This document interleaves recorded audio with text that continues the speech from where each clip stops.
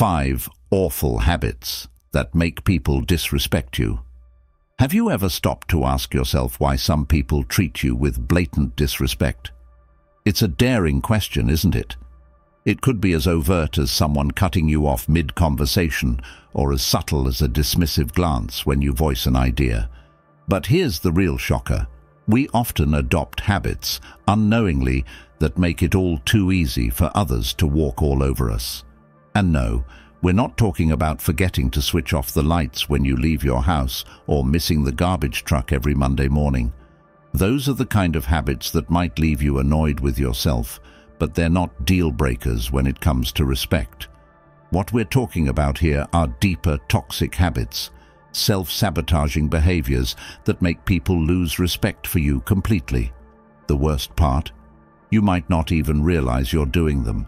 These habits can become so ingrained that we fail to notice how much damage they cause until it's too late. Let me be real with you. This isn't a lecture from a place of superiority. I've been guilty of these habits myself. In fact, some of the cringe-worthy moments I'll share still make my stomach knot. These aren't just tales from yesterday either. Some date back 2 decades, yet the embarrassment burns as fresh as ever. But here's the thing. Those uncomfortable lessons, as painful as they were, became the building blocks of who I am today. And that's what I want for you too, to recognize these destructive patterns, confront them, and replace them with actions that demand respect, not dismissiveness. Because let's face it, being disrespected is painful. It can make you feel invisible, invalid, and like you don't matter. It's not just about how others treat you, it's about how their behavior starts to affect the way you see yourself. The longer it goes on, the more it chips away at your confidence and self-worth.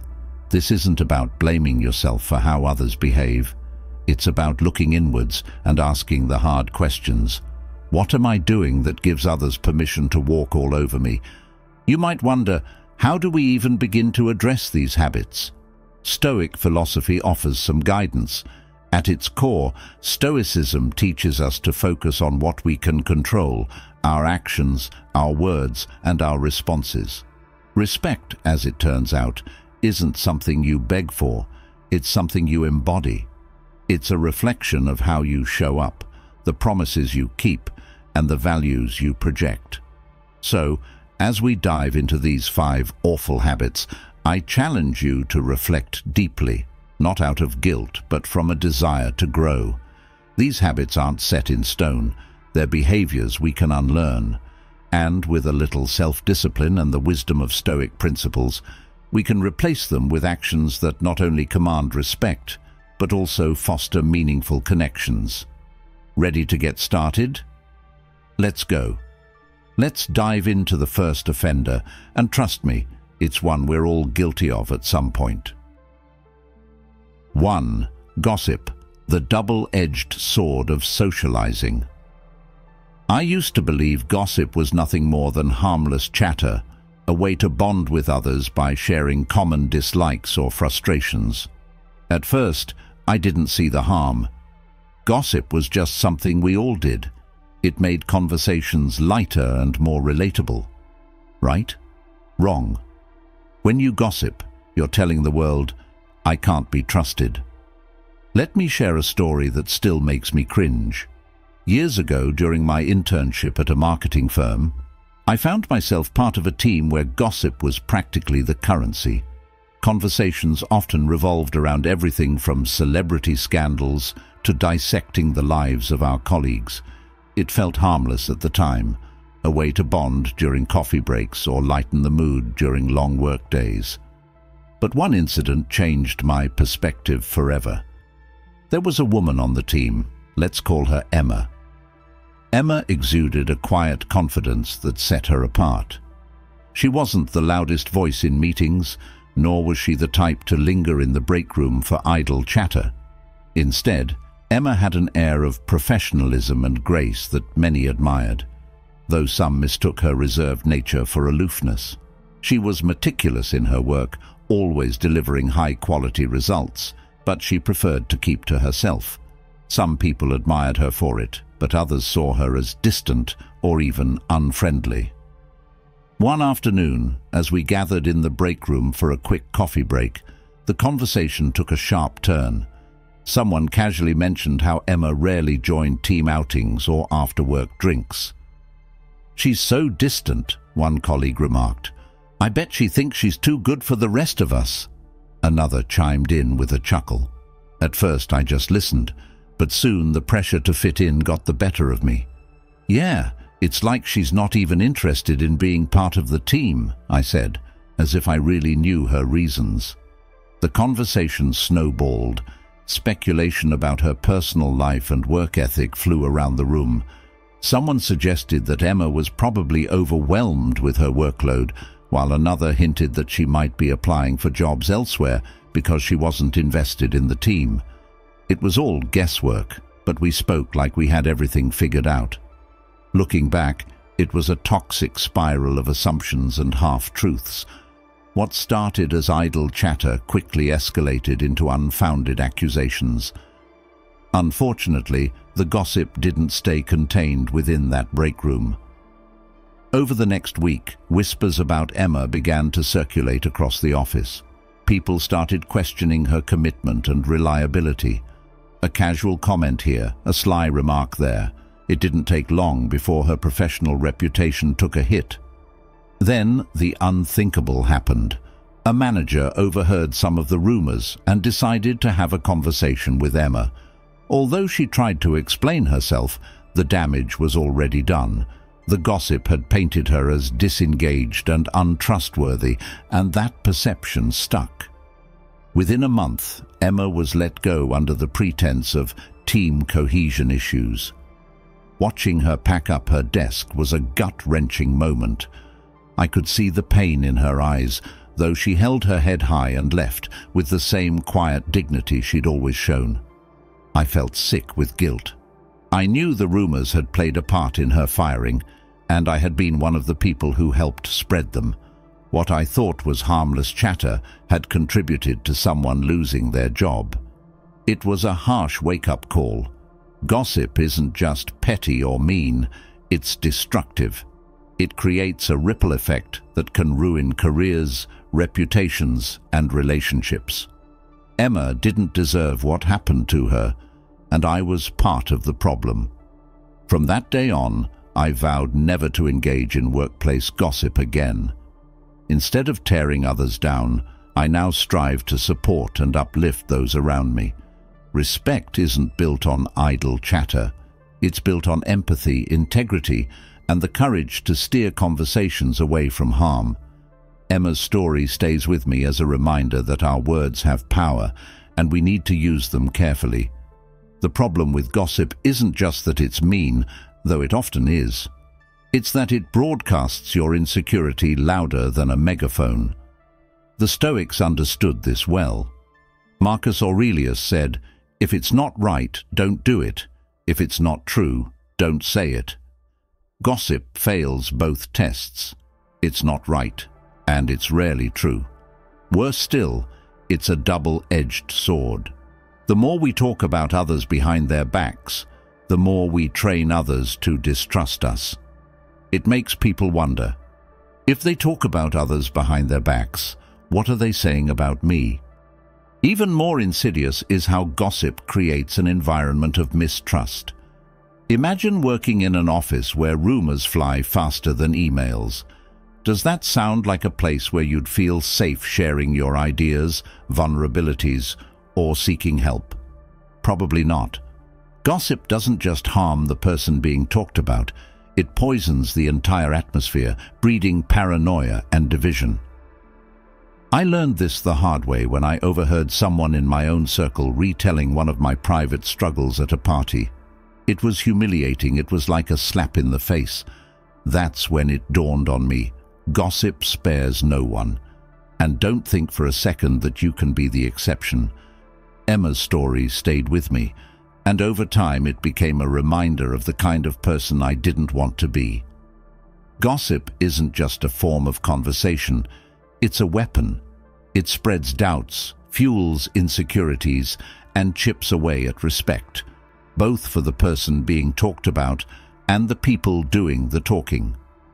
Participating in gossip doesn't make you more likable or trustworthy. In fact, it does the opposite. People start associating you with drama and begin keeping their distance. The short-term thrill of being in the know is not worth the long-term damage to your relationships and reputation. How do you break the cycle? Start by biting your tongue. The next time someone invites you into a gossip session, steer the conversation in a different direction. If you're feeling bold, you might even say, "I don't think it's fair to talk about them when they're not here." It might feel awkward, but it sets a powerful boundary. Over time, you'll become known as someone who values trust and integrity, a rare quality that commands respect. Finally, reflect on the moments when you've been the subject of gossip. Remember how that felt. Use that memory as a guide to rise above the temptation. In a world that thrives on tearing others down, be the person who builds people up. It's not just good karma, it's the foundation of real respect. 2. Interrupting, the ultimate conversation buzzkill. Have you ever been mid-sentence pouring your heart out, only to have someone cut you off? It's infuriating, right? Now flip the script. How many times have you done it to someone else without even realizing? Interrupting is one of those habits that sneaks in under the radar, but leaves a lasting bad impression. Interrupting might seem like a minor offense, but it's one of the quickest ways to make people feel disrespected. When you cut someone off mid-sentence, you're essentially saying, "What I have to say is more important than what you're saying." And let's be honest, no one likes to feel ignored. One time during a work meeting, I interrupted my boss to share what I thought was a brilliant idea. She paused, raised an eyebrow and said, "I wasn't finished." The room went silent, and I wanted to sink into the floor. That moment taught me an important lesson. Interrupting isn't just rude, it's a way of saying, "My thoughts are more important than yours." After that, things got awkward. My boss didn't outright ignore me, but I noticed her enthusiasm to hear my thoughts had cooled significantly. Worse, some of my colleagues started making snide comments like, "Here comes the interruption expert," or "We better finish quick before someone jumps in." At first, I laughed it off, but deep down, I felt self-conscious. Was I really that bad? Even when I had something valuable to add, people started brushing it off, saying things like, "Oh, here we go again," or outright talking over me. The irony was painful. What I thought was my eagerness to contribute had backfired. One co-worker even nicknamed me Captain Cutoff in a moment of brutal yet admittedly hilarious honesty. That was my wake-up call. Interrupting isn't just rude, it's a sign of impatience and a lack of self-control. Stoic philosophy teaches us to listen twice as much as we speak, to approach conversations with humility and a genuine desire to understand others. Seneca wrote, "Silence is a lesson in itself." When you interrupt, you're not listening, you're just waiting for your turn to talk, and people notice. When you interrupt, you're missing out on the wisdom and perspective that others bring to the table. And more importantly, you're missing an opportunity to show respect. Stoicism also reminds us to master our impulses. Every time I felt the urge to jump into a conversation, I remembered Epictetus's advice. We have 2 ears and 1 mouth so that we can listen twice as much as we speak. Slowly, I started practicing active listening. I resisted the urge to interrupt, even when I had a eureka moment. Instead, I jotted my thoughts down and waited. Over time, the same colleagues who had joked about me became more engaged in what I had to say. Listening wasn't just polite, it became my secret weapon. If you've developed a habit of interrupting, start by practicing active listening. When someone is speaking, give them your full attention. Resist the urge to jump in, even if you're excited. Count to 3 in your head before responding. This small pause can make a huge difference in how others perceive you. It might feel unnatural at first, but it shows that you value their perspective. And when you do speak, make it count. Show that you've been listening by building on what the other person has said, rather than redirecting the conversation back to yourself. Over time, people will see you as someone who listens, and in a world full of talkers, that's a rare and valuable trait. 3. Breaking promises, the silent killer of trust. I used to think breaking promises was just a minor inconvenience, something we all do from time to time.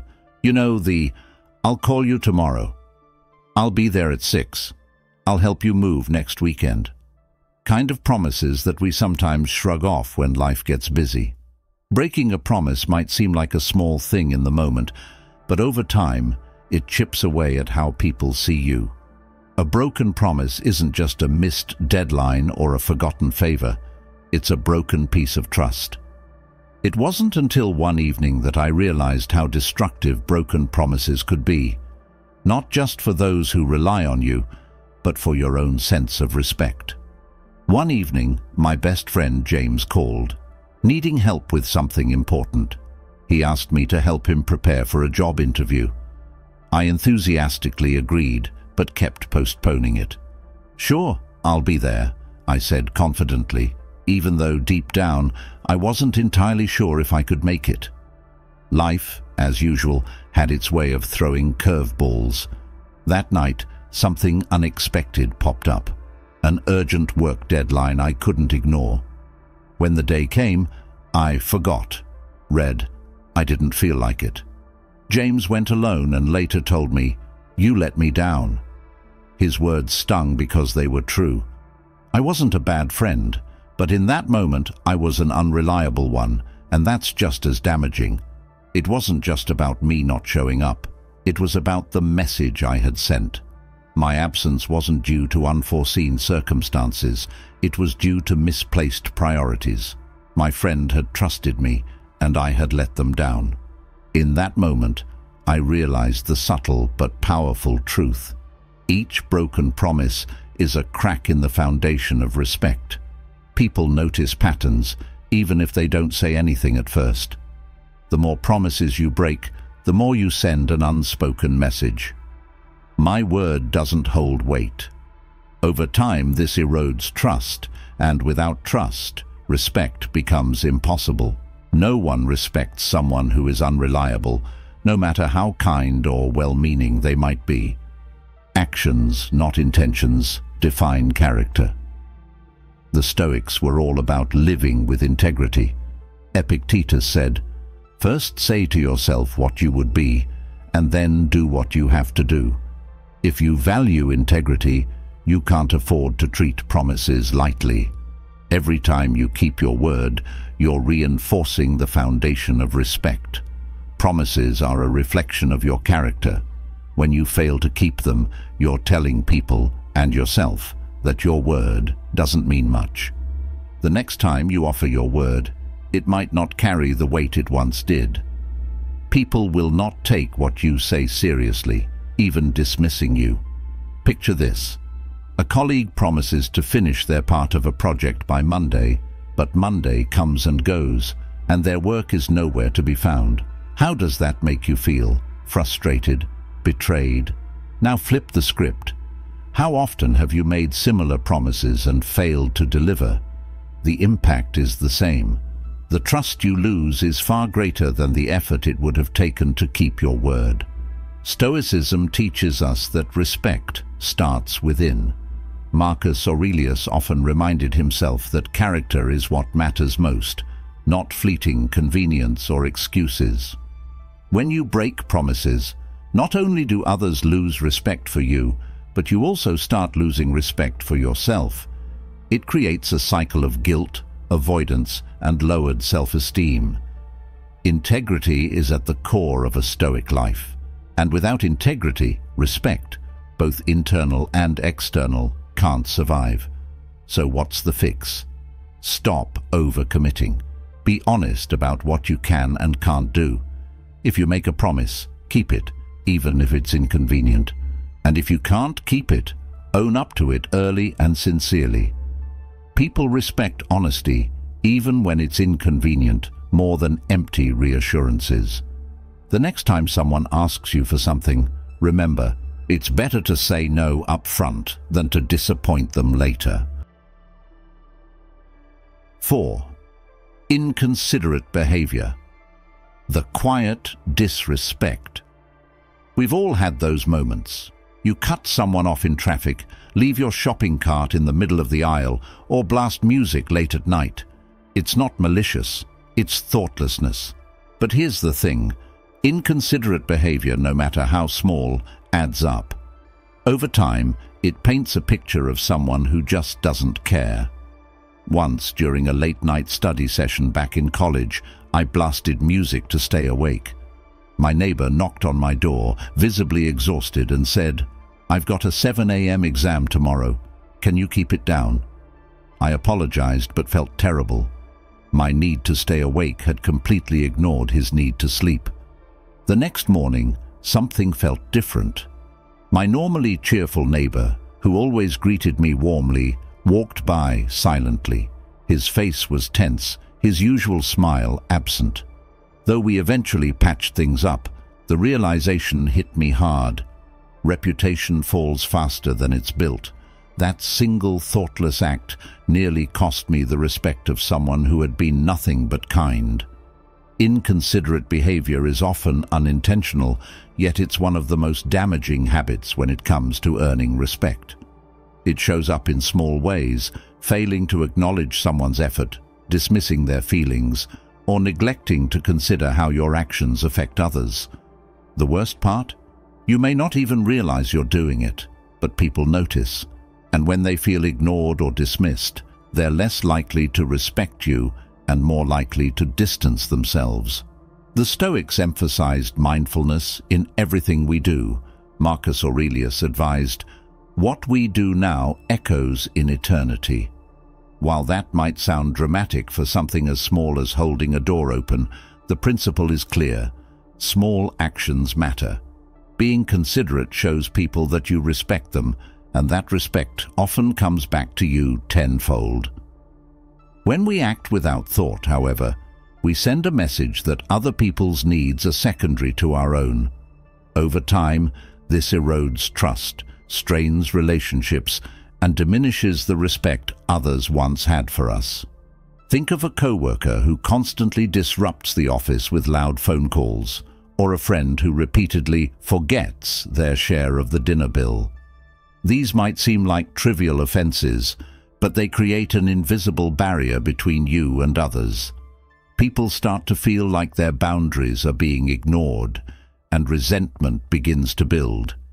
In their eyes, your actions reflect a lack of care, and respect begins to slip away. The Stoics remind us that such behaviors chip away at the harmony we strive to create, both within ourselves and with others. In the Stoic tradition, mindfulness isn't just about meditating or finding inner peace. It's about being acutely aware of the ripple effects of our actions. Epictetus taught, "We cannot choose our external circumstances, but we can always choose how we respond to them." This includes how we respond to the needs of those around us. When you fail to consider how your actions affect others, you invite conflict into your life. But when you practice mindfulness and empathy, you build a reputation as someone who respects others, someone worth respecting in return. Consideration is a silent but powerful currency. Thoughtless actions, no matter how minor, can cause others to question your character. People are quick to notice patterns of inconsideration, and those patterns can quickly outweigh any good intentions. The truth is, respect is fragile. It takes time and effort to build, but can be lost in a single careless moment. Practicing mindfulness ensures that you're intentional about your actions, guarding your reputation, and nurturing the respect of those around you. The good news: this isn't about perfection, it's about effort. Before acting, ask yourself, how will this affect the people around me? When you take the time to think about others, you'll find that even small gestures, like showing up on time, listening when someone speaks, or expressing gratitude, can go a long way. Respect is built on a foundation of mindfulness and empathy. Don't risk it over thoughtless actions. 5. Playing the victim.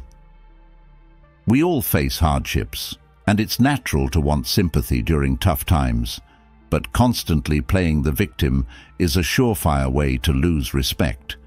When you make excuses, blame others, or wallow in self-pity, you're essentially saying, "I have no control over my life," and people respect strength, not helplessness. I had a relative who mastered the art of victimhood like it was an Olympic sport. Every day there was a new drama, a new tale of woe that sounded so unfair it could make a soap opera blush. At first, people rushed to her side, listening, comforting, offering help. But over time, something changed. People began to avoid her calls, sidestepping her like she was handing out flyers for bad vibes. It wasn't just the endless negativity, it was the guilt-tripping.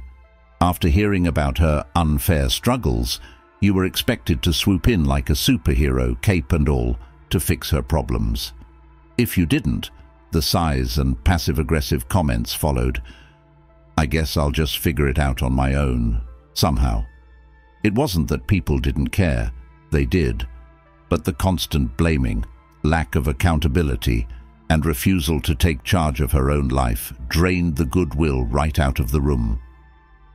To be clear, asking for help when you truly need it is not the issue here. That's human and healthy. But victimhood is a different beast altogether.